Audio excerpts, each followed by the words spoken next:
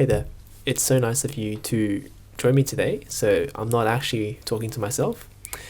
Um, just two things before we start our lesson for today. The first is that typically right now we'd be going through the homework from last week, any questions that you guys had, as well as reviewing your responses to make sure that you get full marks in the exam.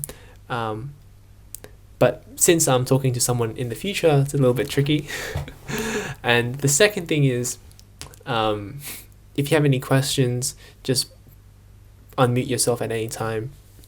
Or you can always type it anonymously into the chat if you're feeling uncomfortable. So let's get into this. We're carrying on from where we were last week. So last week we went through all the variables. Just to quickly recap, we went through displacement. As for displacement, we had u and v for initial and final velocity, right? Final velocity. We had a for acceleration, and we had t for time, right? And we also went through the velocity time graphs, and we'll be using these guys a fair bit today to help us derive some new things, okay? So what we'll be deriving today is we'll be deriving some equations, namely this one and this one, okay? And what these really, I mean, they look a bit disgusting, I'll admit, but what they really try to do is that they allow us to predict. How far something will go,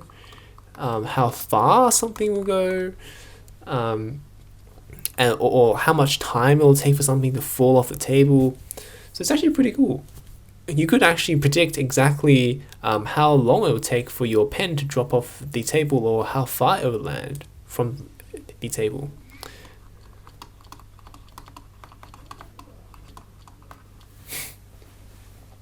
So let's get into it. So I'm going to present two ways for it to understand these kind of equations. There is the intuitive way, and then there's also the mathematical way. So the mathematical way is probably the one you're more familiar with, but the intuitive one is the one that I really like, because it means that you don't need to memorize and stuff. It makes your life much easier. So let's get into it. So for the v is equal to u plus at one, let's draw our, it's a bit wonky. Let's draw our displacement, our velocity, time graph. There it is. And so let's recall that the gradient, right? The gradient of a velocity time graph is our acceleration, right? Acceleration. And so what's the formula for gradient in math? Well, it's just our change in the y value over the change in the x value. Okay, so let's put on some y values here. That's our u, our initial velocity, and that's our v, our final velocity, and that took place in time t. So the change in the y value is v minus u over delta x, which is t minus 0. And again, the gradient is equal to acceleration, right? So therefore, if we just write this again, v minus u on t is equal to a, we already have our first equation. We simply multiply it across. At is equal to v minus u. So v is equal to u plus at. Pretty simple, right? It's actually much easier than it looks. So that was a mathematical way of doing it. Let's look at the intuitive way of understanding it. Intuitive way. So the kind of intuitive way that I like to look at it is if you think about, okay, let's say something accelerates at, 2 meters per second per second. That's what acceleration is. You go 2 meters per second faster every second. So after 1 second, you would be plus 2 meters per second.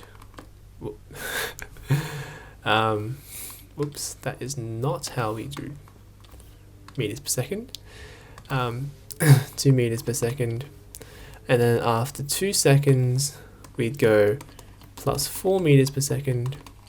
After 3 seconds we would go to plus 6 meters per second, and I'm sure you can count by twos, right? You also graduated primary school. So we can see that, and that kind of makes sense. You know, if I get 2 meters per second faster every second, I should just be multiplying my acceleration by the time. It's quite intuitive. So our final velocity is equal to our acceleration times the time. But hang on, what if, you know, before we started the whole thing, we were already going at like 10 meters per second? Because we got 2 meters per second faster. So it'd actually be plus our initial velocity. Okay? Pretty simple. Alright, so let's go on to the next part, which is the s is equal to ut plus half at squared.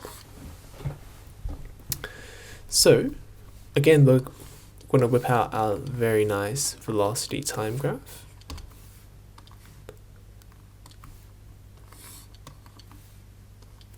There's our u, there's our v, and there's our t. Not a straight line, but that's alright. So just then we used the gradient of the line.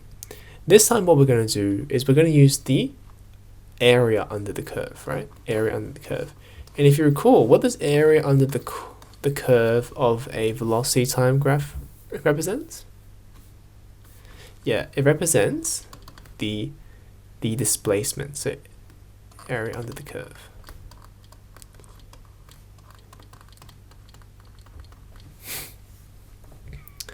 So we're going to have, so to actually find the area, we're going to have this part's A1, this part's A2. So A1 is going to equal to U times T. That should be kind of intuitive, I hope, because we have maybe something like, maybe U is maybe 2 meters per second, and I walk for 5 seconds. Well, yeah, you know, if I walk for 5 seconds at 2 meters per second, I would obviously be going at 10 meters per second, U times T. Then we're going to add on A2, which is half times the base, which is T, times the height, which is V minus U. Okay. So then we're going to have ut plus half t v minus u. Now, this v minus u term, if you recall, if you look just back up here a bit, hey, v minus u is equal to at, right? So what we can do is we can just pop it into here.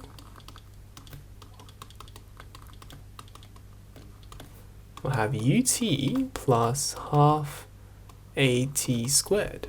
And there's the formula, right? Pretty easy. All we need to do is really be able to find the area of a triangle and a rectangle. So, you know, it's pretty tricky, but, you know, I reckon you got it. All right. So let's go through a practice question. So I'll give you a sec to have a go at that. Alright, so let's have a go at doing it together. So to do this, what you really want to do is you want to write out all your variables. So we have acceleration is 10 meters per second. Minute time is 5. We want to know how fast, we want to know the s. Doesn't seem like we have any more information. Oh, hang on. It's actually hidden inside the question, right? It's stationary. So that means that our initial velocity is 0. So the equation that we might want to use is s is equal to ut plus half at squared. Instead of maybe something else like v is equal to u plus at, because we don't have the s in this second formula.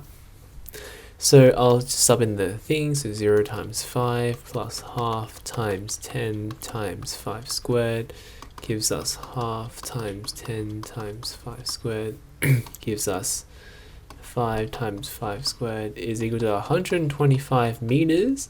Don't forget a direction, so sideways, not a great direction. Alright, cool.